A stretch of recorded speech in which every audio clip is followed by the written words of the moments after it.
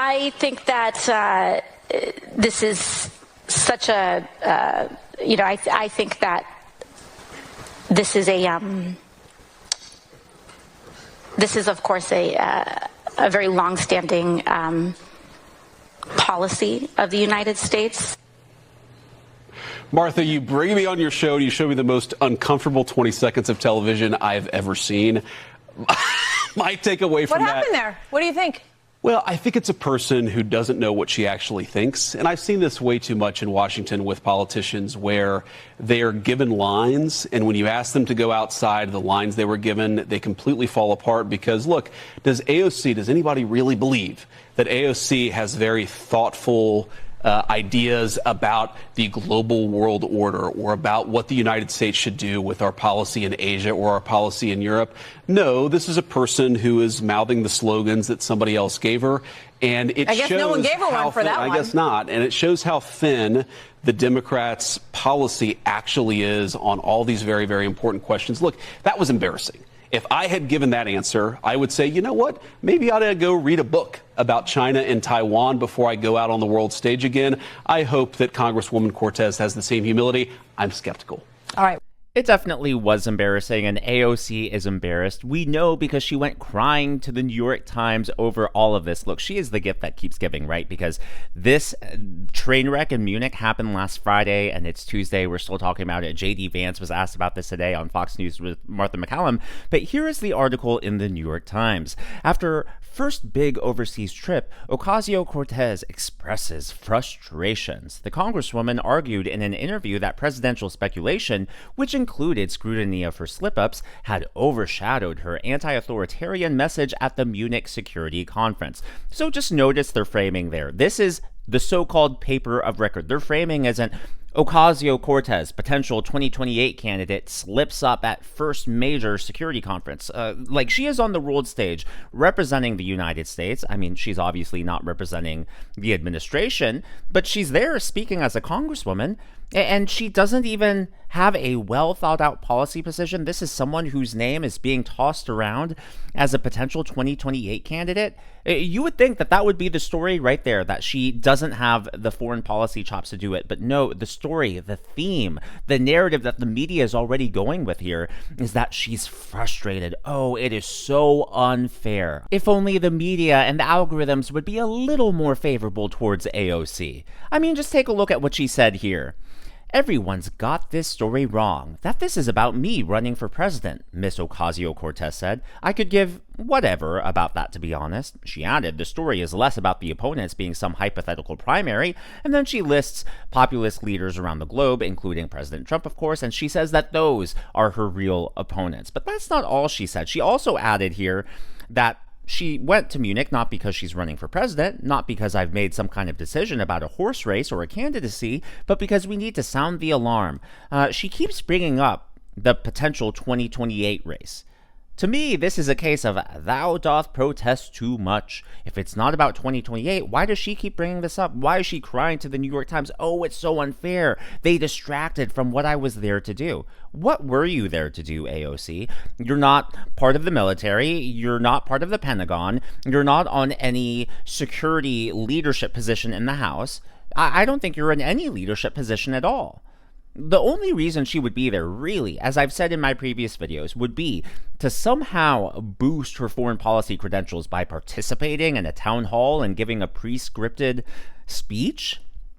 She did socialize and network with other world leaders. I don't know why they agreed to meet with her, but they did. There were reports of that everywhere. But clearly, here, she's trying to prove that she has the chops for 2028. But as we all saw, as J.D. Vance pointed out, she clearly doesn't have any thoughts of her own. And the fact that she keeps defending this, the fact that she keeps saying, oh, this isn't about a potential presidential candidacy, tells me that it's really hitting a sore spot. She really went there to test the waters, to, make a name for herself, maybe impress some donors, and it backfired big time. That's why she's running this rehabilitation campaign. That's why she's defending herself to the New York Times. If you had no intention of running for president in 2028, let's say I went, overseas to some conference, someone asked me a question and I totally flubbed, I totally botched it, I wouldn't be ashamed to poke fun at myself. I have no intention of running for president. Like, what deal is it to me if I mess up like that, right? And so the fact that she is really defensive about this tells me that this 2028 rumor, this chatter, isn't just some, tabloid talk. It's actually being considered. And I think that's why J.D. Vance even deigned to answer and entertain that question on Fox News. Well, one of the interesting moments on this interview with Martha MacCallum was when he was asked about the Republicans' midterm prospects. And, well, Vance had a few choice words for Fox News' polling. Vance, so we just mentioned the midterms. I want to just put up a poll. This shows congressional vote preference. This was at the end of January, so just a few weeks ago. Of all voters, Democratic candidate preference at 52, GOP candidate at 46. We've got a long way to go, but obviously that number would not be good for the majority. That would not be good. I will say, as much as we love Fox News, we always think Fox News has the worst polling. Me and the president agree on that. I'm sorry. I can show you other ones. So a lot of people have different opinions on polls. I know some of you think polls are completely trash. They're completely useless. Some people think polls are meant more to shape public opinion rather than reflect them. I seem to be somewhere in the middle. As I've said before, I believe that polls try to be as accurate as they can be, but obviously there are motivations and people like to use them as propaganda machines. But if a poll is way wrong, or if a pollster has a track record of just completely missing it, no one's ever going to pay attention to them. So my personal point of view is that these pollsters do have some sort of incentive to at least be accurate. I think where they have wiggle room for this propaganda and wiggle room to, try to tilt the scale of public opinion is when it comes to the margin of error. But that's a topic for another video. Now, the reason this is important is because when you wage a political campaign, a political battle, you need to be operating on some very good data. And even though Trump, J.D. Vance, they like to bash the polls, reality is they've used polls this entire time. And in fact, President Trump has worked with the same pollster, a pollster he trusts, John McLaughlin, for all three campaigns. And we saw that worked out very well for him. So in regards to Fox News and the reliability, J.D. Vance said here that he believes they're the worst poll. Well, let's take a look. In 2024, the very last Fox News poll before the election was in August, and they had Kamala Harris and Trump at a tie, 45-45. They were a bit of an outlier here. You'll notice that in August, most of the pollsters had Harris as the favorite, but you'll notice, again, taking a look at the trend line, the closer we got to Election Day, they started tilting Trump's way. But Fox News didn't end up doing a poll after their August one, so, they were ahead of the curve there, is all I'm saying. Now, if we take a look at this Fox midterm poll, they have Democrats up by 6 points. And to be fair to J.D. Vance here, they are a bit of an outlier. You'll see the RealClearPolitics average is 5.1 percentage points. That's the average across all the top polls. And Fox News is well above that, by 0.9 percentage points. Now, to be fair to Fox News, though, their poll was almost a month ago at this point, so it could be a little bit outdated because, things change very rapidly. But I will point out, it is no secret that the incumbent party faces very serious headwinds when it comes to the midterms.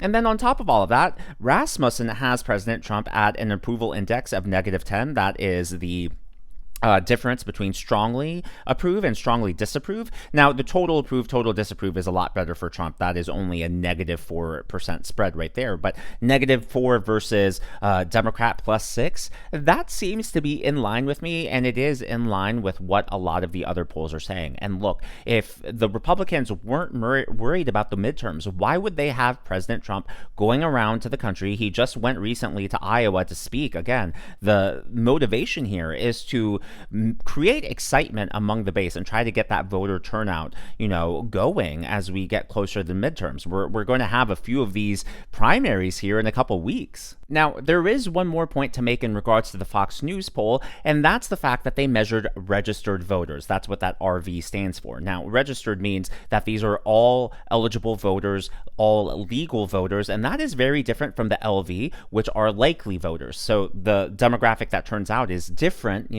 we only have a small percentage of people who actually vote compared to everyone who's actually eligible to vote. So just because registered voters is +6, who knows? If you're able to gin up Republican enthusiasm and damp Democrat enthusiasm, that +6 could easily turn into a +2 or heck, even a tie.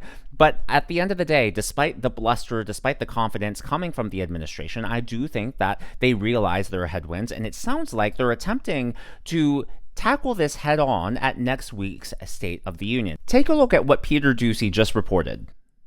Yes, I just got a text from a senior White House official who is confirming a story that just crossed in Axios. Susie Wiles, the White House chief of staff, James Blair, one of her top lieutenants, and a bunch of chiefs of staff, as well as some cabinet-level secretaries, are meeting right now on Capitol Hill in private, or I should say near Capitol Hill in private, to try to figure out President Trump's messaging strategy, how to sell his accomplishments and what he plans to do to help their chances in the midterms. Of course, next week, the State of the Union will be the chance to do that in prime time. Brett. You'll see it right here. Peter Doocy live on the North Lawn. Peter, thanks.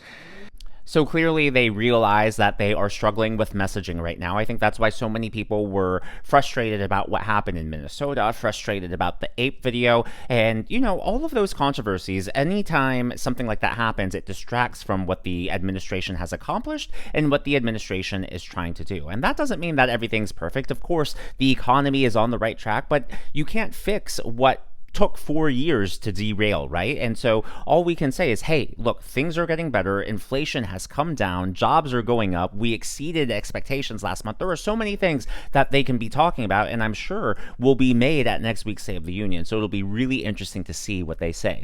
Now, one of the big topics that everyone is talking about is AI. And when it comes to the economy, there's been a lot of fears about how that's going to disrupt industries and how that could potentially lead to mass layoffs. But it also plays a huge role in how we get our information. And Martha MacCallum asked JD Vance a really pointed question about it. But before we get to that, I would like to thank the members of today's Governor's Club. They are Jenny Rankin, Super Roamer, RL1401. Always great to see you, Bob. Very gracious of you. Thank you. Moon Fairy and Super Roamer. Again, these are people who give tips and super thanks to the channel. I'm glad that you're here, and I'm glad that you enjoy. So AI is really interesting because we're hearing about it everywhere, not just economically, but even in pop culture. Are they going to use it to make movies? You probably saw the Brad Pitt and Tom Cruise fight that looked like it was actually made by them. Just absolutely crazy.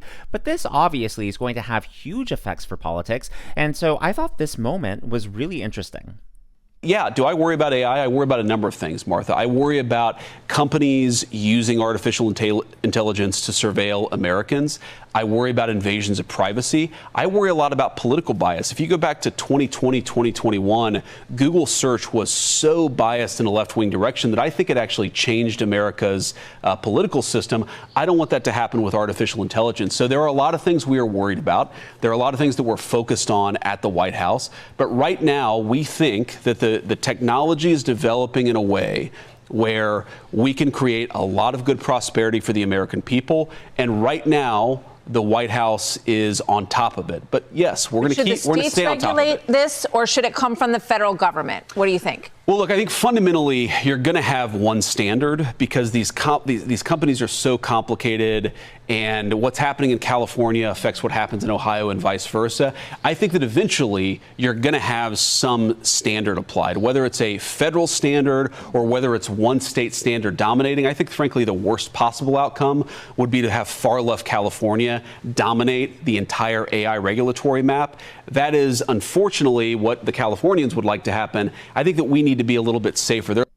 Yeah, I think that's going to be a really interesting debate that happens over the next few years, and it is a debate that we'll have to have. But the challenge here is that AI moves so quickly. What is breaking today is going to be obsolete in a few months, right? The rate at which AI doubles its capabilities and its processing speed is just insane. It really is. We are still in the exponential stage right now, and it's looking like it's going to be an exponential curve for at least a few years. So, Washington moves very slowly. State legislatures move very slowly. So by the time they even start drafting legislation to tackle any sort of restrictions, who knows where AI will be at that point. Now, on the flip side of that, I do believe that AI provides a lot of opportunities, and I believe it could be the new arms race, in that whichever country, whichever provider comes to dominate AI is probably going to be the world leader for the next 50, 100, or even longer years, because the power that AI will give to militaries, to economies, to banks, I mean, is just going to be massive.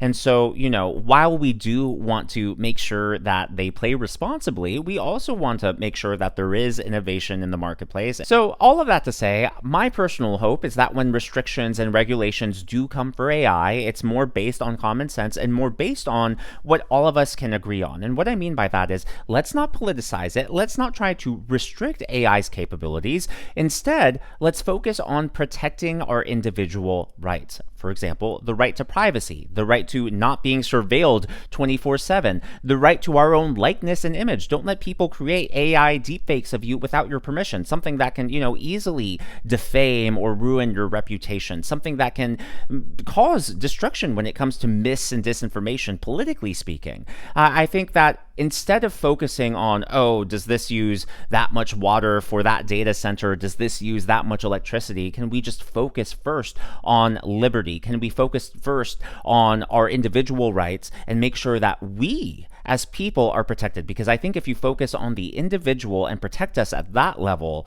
then the rest will take care of itself. As always, though, all of that is just my analysis and commentary. That's what's happening in the world of politics from my point of view, and I would love to hear from you. So I thought it was a really captivating interview between Martha MacCallum and JD Vance, but the part that really stood out to me was when he attacked Fox News for their polling. It really stood out because obviously, the administration is very friendly with Fox News, and I think Fox has tried to be very fair. I know Fox gets criticism from a lot of people, but I've just always thought that their polling has been on point. So I guess my question to you is, where are you? Just what is your gut feeling on the midterms? Do you think it favors the Democrats? Do you think it favors Republicans? I know historically it's favored the party out of power. Do you think President Trump is going to break the norms yet again? Let me know your predictions. Again, maybe not so much analytical, but just your gut feeling as we head into this midterm year. Let me know that down in the comments below. If you haven't already, please be sure to leave me a thumbs up. I know it's a simple thing to ask for, but it really does help me reach more viewers like you in the algorithm. Be sure to smash that subscribe button and to check out one of these videos.